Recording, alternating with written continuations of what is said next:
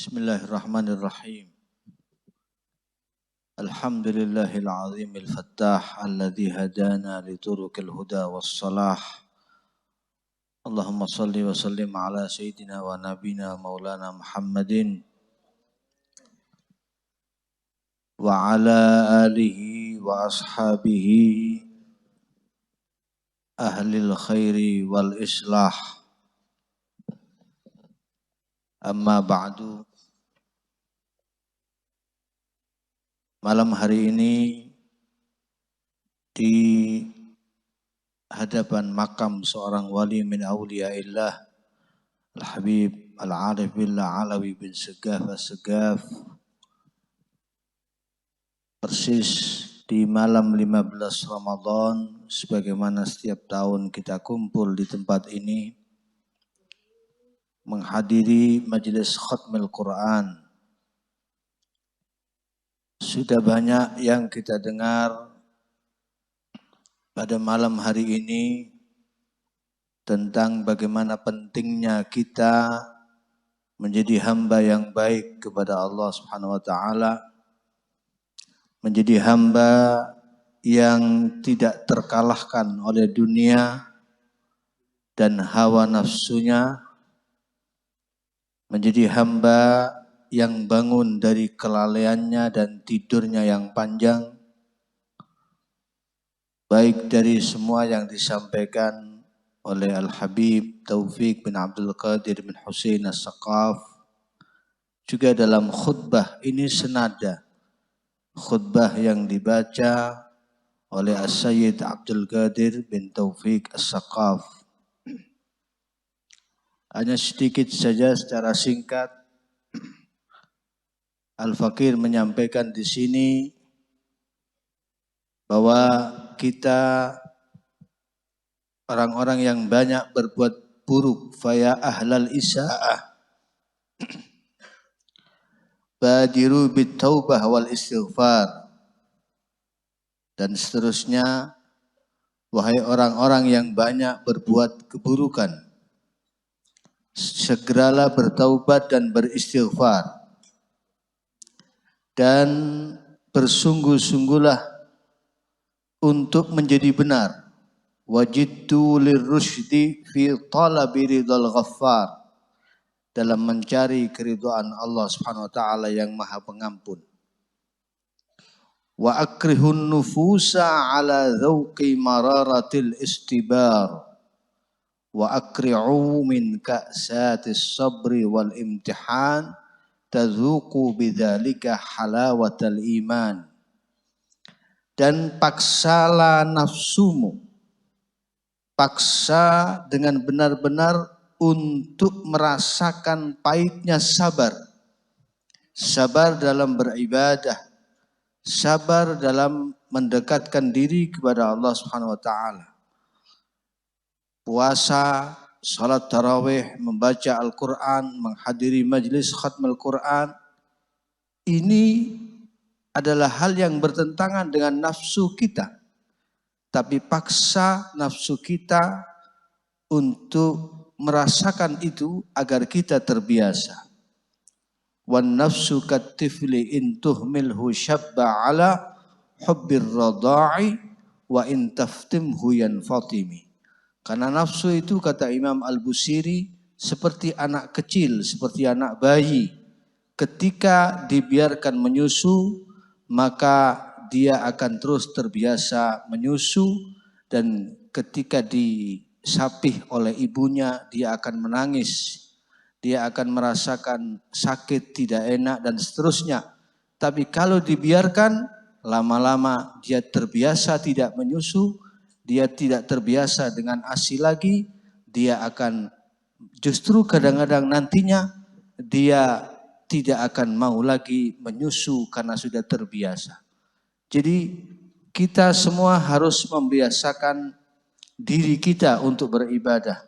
Sebagaimana Nabi Muhammad SAW, beliau ketika menyatakan bahwa waju'ilat qurratu aini fis shalah, beliau mengatakan bahwa salat itu dibuat menjadi sesuatu amalan yang aku sukai seperti makanan Orang yang lapar, orang yang sedang berpuasa, tentu dia berharap makanan.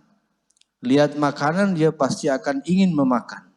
Melihat minuman, dia akan ingin meminum minuman itu. Bahkan orang kalau sudah lapar, apapun enak rasanya untuk dimakan dan diminum. Begitulah Nabi SAW terhadap salat. Makanya beliau itu kalau sudah susah, kalau sudah sumpek gelisah, bukan mencari hiburan dunia, tapi arihni ya Bilal, tenangkan aku wahai Bilal. Dengan apa? Ketika mendengar kumandang azan suara Bilal, masuk waktu sholat, maka dengan itu hati beliau Nabi Muhammad SAW menjadi tenang, menjadi gembira, dan beliau menjadi orang yang sangat suka ria dengan sholat yang beliau lakukan. Kalau kita ini ibadah itu hanya keterpaksaan. Kita puasa karena sekedar menjalankan perintah. Takut azab dari Allah Ta'ala kalau kita enggak puasa. Kita sholat pun juga begitu. Tapi tidak dengan Nabi Muhammad SAW. Ibadah bagi beliau adalah satu hobi. Ibadah adalah satu kesukaan. Ibadah adalah sesuatu yang disenangi. Begitu pula mereka para aulia illah, para wali-walinya Allah Subhanahu wa taala, ibadah itu bagi mereka adalah satu kesenangan dan mendatangkan sebuah kebahagiaan. Sehingga mereka percaya diri ketika berada dalam majelis-majelis atau tempat-tempat kebaikan. Para jamaah khatmil Quran rahimakumullah, tentu akan sangat panjang kalau saya bawakan semua yang ada dalam khutbah ini. Kita tadi sudah banyak mendapatkan nasihat, hanya menambahkan sedikit dari majelis ini yang mudah-mudahan bermanfaat, bahwa kalau Nabi Yusuf alaihissalam ahabbul aulad ila Ya'qub, anak yang paling dicintai oleh Nabi Ya'qub alaihissalam adalah putranya Yusuf. Dari 11 saudaranya, 12 dengan Nabi Yusuf, yang paling dicintai oleh ayahnya adalah Nabi Yusuf alaihissalam. Dari 12 bulan ini, dalam masa 1 tahun, bulan yang paling dicintai Allah, ahabbus syuhur ilallah, adalah bulan Ramadan yang saat ini kita sudah menjalani separuh, 15 hari dari bulan yang luar biasa ini. Nabi Yusuf alaihissalam satu orang yang punya sifat hilim, bijak, dan pemaaf. Dizalimi oleh 11 orang saudaranya, dimasukkan ke dalam lubang sumur, tapi begitu saudaranya datang ketika Nabi Yusuf alaihissalam sudah menjadi azizu Misr, menjadi pejabat yang penting di Mesir, menjadi menteri pertanian di Mesir, saudaranya datang meminta bantuan, butuh makanan, diberi oleh Nabi Yusuf alaihissalam. Mereka dimaafkan, tidak ada dendam. La tathriba alaikumul yaum, yaghfirullahu lakum jami'a. Tidak ada dendam, tidak ada rasa benci untuk kalian semua, kata Nabi Yusuf alaihissalam, dan semoga Allah ampuni kalian semuanya. Maka begitu juga Ramadan. Ramadan di dalamnya ada rahmat, maghfirah, barakat, khairat, al-'itq minan nar. Ada rahmat, ampunan, pembebasan dari api neraka. Kita akan mendapatkan itu semua jika kita bersungguh-sungguh di bulan Ramadan. Dan Nabi Yusuf alaihissalam satu orang bisa menutupi kekurangan dari 11 saudaranya. Ketika mereka datang kepada Nabi Yusuf alaihissalam, butuh bantuan makanan karena paceklik, Nabi Yusuf alaihissalam at'amahum minal ju', wa adzina lahum fir ruju'. Nabi Yusuf memberi mereka makanan. Maka di dalam Al-Quran dinyatakan qala li fityanihi ja'alu bida'atahum fi rihalihim la'allahum ya'rifunaha. Dipenuhi semua kendaraan mereka itu dengan makanan sama Nabi Yusuf alaihissalam.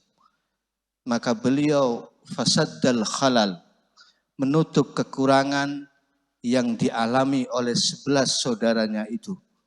Dan Nabi Yusuf alaihissalam azaha anhumul khalal ba'da an kanu ashaba khataya wa zalal. Walaupun mereka dulunya telah menzalimi Nabi Yusuf alaihissalam, tapi masih diberi oleh Nabi Yusuf alaihissalam, diberikan makanan untuk menutupi kekurangan mereka, diizini mereka pulang, tidak ada dendam, tidak ada rasa keinginan menganiaya 11 saudaranya yang sudah menzalimi dia. Dan terakhir, tahukah Anda, Nabi Yakub alaihissalam hidup dengan 11 dari putranya, tapi beliau ketika tidak ada Yusuf alaihissalam, beliau menangis sepanjang ketika kehilangan Nabi Yusuf alaihissalam sampai buta matanya. Padahal dikelilingi oleh 11 anaknya. Tapi begitu datang Nabi Yusuf, baru jubahnya yang dibawa. Inilah ajidu riha Yusuf. Aku mendapati ada aroma Yusuf, kata Nabi Yakub alaihissalam. Dan ketika memeluk jubah Nabi Yusuf alaihissalam, beliau usapkan di wajahnya. Dan saat Nabi Yusuf hadir di tengah-tengahnya yang tadinya buta, beliau menjadi bisa melihat, matanya kembali normal, dan beliau yang tadinya lemah menjadi kuat, kembali menjadi orang yang energik, bahagia karena kedatangan Nabi Yusuf. Begitulah Ramadan, menutupi 11 bulan kekurangan kita. Dan kita harusnya sebagai orang yang mukmin, kita akan menangisi Ramadan tatkala kita berpisah dengan Ramadan. Maka kita sudah berada di separuh pertama, jangan sia-siakan separuh kedua yang akan kita lalui.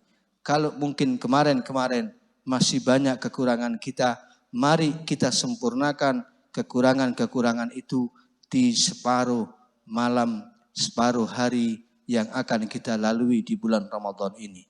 Mudah-mudahan majelis ini dijadikan khatimahnya sebagai khatimah yang baik untuk kita, dan mudah-mudahan bukan menjadi Ramadan yang terakhir untuk kita semua. Orang-orang yang dulu pernah hadir di majelis ini, mudah-mudahan Allah ampuni, Allah rahmati, dan kita diberikan panjang umur, diberikan tamamal afiyah, sehingga bisa terus berada di majelis seperti ini, di tempat ini kembali, berjumpa kembali insyaAllah dalam keadaan yang lebih baik. Amin ya rabbal alamin. Wal afwa minkum. Assalamualaikum warahmatullahi wabarakatuh.